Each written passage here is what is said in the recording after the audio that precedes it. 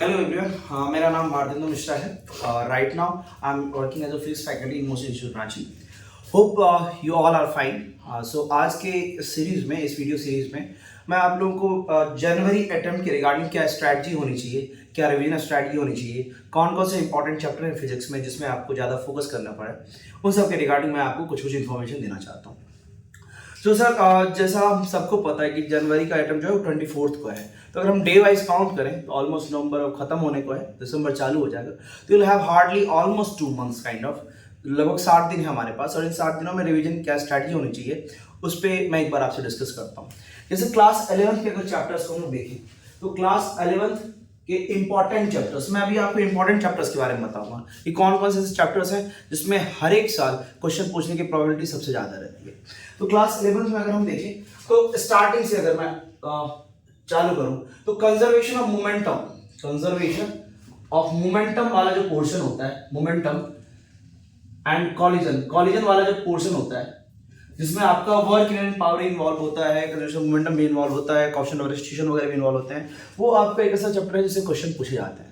और मैं इसको सबसे पहले इसलिए लिखा क्योंकि इस चैप्टर में आपको kinematics, NLM, work in power सबका यूज आएगा। तो अगर आप इस चैप्टर को अच्छे से कर लेते हो मतलब उधर आप थोड़ा सा कॉन्फिडेंट रहोगे। अब इसके बाद जो सेकंड इंपॉर्टेंट चैप्टर है वो आ जाता है आपका रोटेशन के बाद ग्रेविटेशन, थर्मोडायनामिक्स ऑफ फ्लूइड्स। तो ये कुछ 5 चैप्टर मैंने लिखे हैं जो क्लास 11 की पोर्शन से बिलोंग करते हैं। और ये 5 चैप्टर ऐसे हैं कि हर एक साल इनमें से क्वेश्चंस आने ही आने हैं। अब जैसे इस चैप्टर में प्रीवियस के 3 चैप्टर्स को कवर किया, फिर आप रोटेशन देखोगे तो रोटेशन में kinematics, NLM, work in power, conservation momentum, इन सब का यूज आ जाएगा।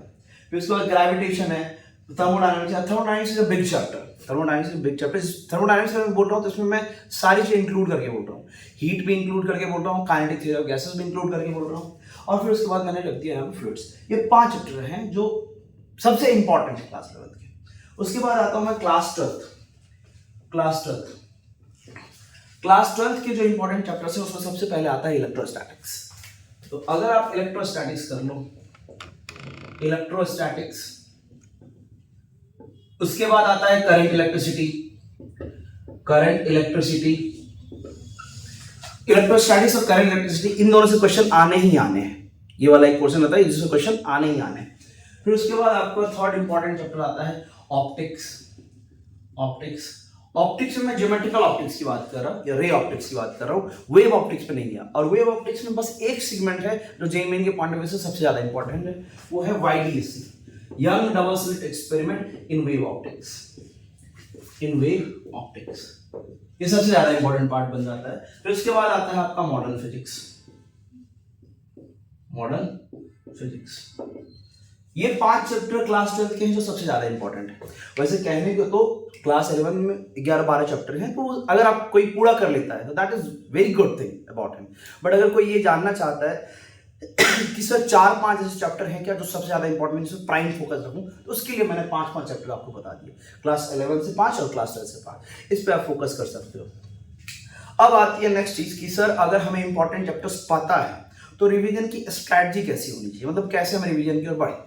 तो अभी जब आपका सिलेबस वगैरह से कुछ खत्म हो गया हो, उसके बाद मेरा सबसे पहली चीज जो मेरी एडवाइस रहेगी वो ये रहेगी कि आप जब भी किसी चैप्टर को रिवीजन के मोड में जा रहे हो या उसको पढ़ने के लिए जा रहे हो तो सबसे पहले 15 मिनट या आधे घंटे का टाइम लो और अपने नोट्स को रिवाइज कर लो। एक बार 15 मिनट से आधे घंटे नोट्स को रिवाइज करो। उसके बाद 2 घंटे का सेगमेंट रखो। उस 2 घंटे के सेगमेंट में अगर आपके पास मॉड्यूल है जिसपे आपने सॉल्व किया था, उस मॉड्यूल से उस क्वेश्चन को पिक करो जिसमें आप पहले फंसे थे, या फिर आपके पास अगर कोई दूसरा स्टडी मटेरियल है जिसको फॉलो करते हो, उन क्वेश्चन को सिलेक्ट करो जिसमें आप पहले डिफिकल्टी आपने झेला था। उसके बाद पीवाईक्यू पे जाओ, और पीवाईक्यू में पूरे पीवाईक्यू पे नहीं जाना है, मेरा रिकमेंडेशन रहेगा लास्ट के 10 ईयर्स पे। और अगर चारों से लाइक जितने सेशंस हो रहे हैं सब सेशन के अकॉर्डिंग अगर आप जाते हो तो उसमें भी आप 2018 से लेके 2023 तक के पेपर को भी सॉल्व कर सकते हो। अगर 10 ईयर कोई नहीं कर पा रहा है तो 18 से 23 के सारे सेगमेंट के पेपर सॉल्व करो। तो आपको रिवीजन ऐसे रखना है कि पहले आधे घंटे आपको नोट्स रिवाइज करनी है, फिर उसके बाद 2 घंटे का टाइम जैसे मैंने दिया उसमें आपको उन क्वेश्चन को सॉल्व करना है जो आप पहली बार मॉडल में नहीं बना पाए थे। उसके बाद थोड़ा सा टाइम देना है आपको पीवाईक्यू पे, और PYQ लास्ट के 10 ईयर्स में रिकमेंड कर रहा हूँ, बट अगर लास्ट के 10 ईयर्स नहीं कोई कर पा रहा है तो 2018 से 2023 के पेपर प्रैक्टिस कर लेना, वो मिनिमम रिक्वायरमेंट है, ये आपकी रिवीजन स्ट्रैटेजी रहेगी। और इस तरह से अगर आप में और सेल्फ स्टडी ही करते रहना। अब यहाँ पे एक चीज़ आती है फिजिक्स में सर, जो सबसे ज़्यादा इंपॉर्टेंट चीज़ है कि फिजिक्स में पढ़ने के साथ साथ, जो मैंने बोला नोट्स के साथ, नोट्स पढ़ने के लिए, उसके साथ साथ प्रॉब्लम सॉल्व करना सबसे ज़्यादा मैंडेटरी है। अगर कोई बस यही कर रहा है कि सर मैं नोट्स पढ़ रहा हूँ या बुक पढ़ रहा हूँ, प्रॉब्लम सॉल्विंग कर रहा हूँ, that is not going to help. आपको हेल्प वही चीज़ करेगी आप कितने नंबर ऑफ क्वेश्चंस सॉल्व करते हो। तो ये रहेगी आपकी रिवीजन की स्ट्रैटेजी कि आप इस तरह से बांट सकते हो, आधे घंटे नोट्स को, फिर 2 घंटा प्रैक्टिस में आपका मॉड्यूल हो सकता है plus PYQ, and PYQ is mandatory. उसके बाद एक और रिवीजन स्ट्रैटेजी में एक चीज़ आती है, होता है टेस्ट। जहां या जैसे भी आप टेस्ट दे रहे हो, प्लीज कोशिश करना एक भी टेस्ट नहीं छोड़ना, और टेस्ट देने के बाद एनालाइज करना जरूर पेपर को। टेस्ट देने के बाद आप अपने पेपर को जरूर एनालाइज करना, आंसर किसी में लाना या सॉल्यूशन के थ्रू, that is also going to help. और मिनिमम, मतलब मेरे हिसाब से अगर पूछा जाए कि सर कितने टेस्ट जरूरी हैं, तो minimum 20 test you need to do, minimum 20 test you have to do. अभी से लेकर 24 जनवरी के बीच में मिनिमम 20 टेस्ट आप देना ही, जिसमें से कम 7 से 8 टेस्ट फुल लेंथ वाले हो, और उसके बाकी टेस्ट आप पार्ट टेस्ट भी दे सकते हो, कोई इशू नहीं। फुल लेंथ वाले टेस्ट मतलब फुल सिलेबस का टेस्ट, और पार्ट टेस्ट मतलब टॉपिक वाइज 3-4 टॉपिक का एक बार टेस्ट बस। But minimum to minimum 20 test देने हैं, वो इसलिए क्योंकि वो आपका एग्जामिनेशन टेम्परामेंट उसको बिल्डअप करेगा। एग्जाम टेम्परामेंट कभी कभी होता है ना कि हमें चीज़ें आती हैं बट एग्जाम में परफॉर्म नहीं कर पाते, उसके लिए जरूरी है कि आपका एग्जामिनेशन टेम्परामेंट बिल्डअप हो, और उसके लिए मिनिमम 20 टेस्ट आपको देना जरूरी है। ठीक है, तो that's all from my side. January attempt के लिए कुछ सजेशंस थे मेरे साइड से, कुछ इंपॉर्टेंट चैप्टर्स और क्या रिवीजन स्ट्रैटेजी होनी चाहिए उन सब के रिगार्डिंग। होपफुली आपको ये वीडियो पसंद आया होगा, and all the best for your JEE man. Thank you all of you.